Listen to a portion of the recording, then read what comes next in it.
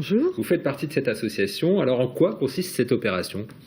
Alors en fait, il y a 21 exploitations qui vont ouvrir leurs portes dimanche. En Bretagne ? En Bretagne.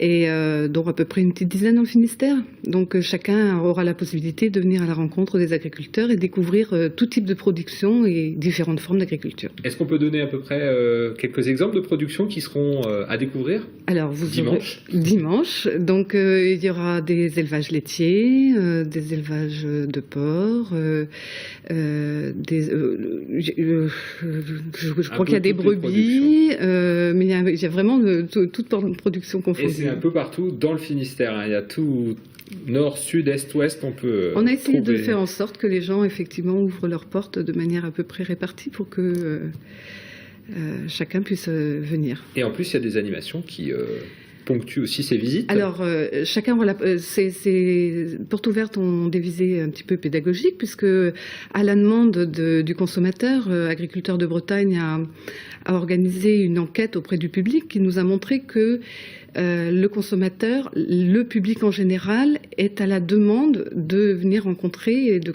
comprendre, de connaître ce que sont les métiers de l'agriculture. Et donc, nous avons décidé effectivement d'organiser ces portes ouvertes pour répondre à ce besoin qu'ils ont exprimé. Et qu'est-ce que vous attendez du public ? Vous, agriculteur, parce que vous êtes aussi agricultrice. Je suis agricultrice. Et en fait, ce qu'on attend, c'est d'avoir un véritable échange. Et on se rend compte qu'on n'est peut-être pas de très grands communicants, notamment quand on vient vous voir et tout ça. Mais par contre, quand on a les pieds dans nos élevages, dans les bottes, on est tout à fait à l'aise et serein pour expliquer nos métiers. Et on est toujours surpris. C'est quoi les points qu'il faut expliquer, justement ? Alors, parce que le grand public parfois ne comprend pas la façon dans l'élevage, par exemple, la façon de traiter les animaux. L'élevage, par exemple, c'est juste pourquoi ils sont dans des bâtiments fermés, mais c'est simplement aussi des fois le désir de découvrir. Moi, j'avais été assez surprise de voir que, par exemple, dans un élevage laitier, les gens ne savent pas qu'il faut un veau pour avoir du lait. Alors, je ne vais pas dire que c'est la grande majorité, je ne voudrais pas vexer ceux qui le savent, mais ça arrive fréquemment. Donc, Enfin, on est quand même dans la nature et je trouve que c'est une sacrée chance de pouvoir donner l'occasion, notamment aux enfants qui voudront aussi, avec leurs parents, venir de découvrir, d'apprendre des choses.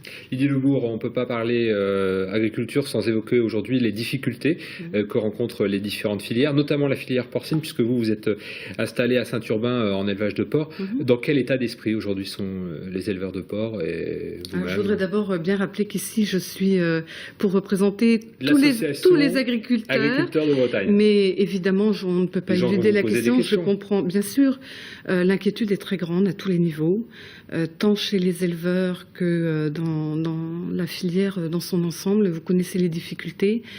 Évidemment, ça nous rend très tristes. Déjà, je comprends l'inquiétude des gens qui vivent dans les abattoirs et les nôtres.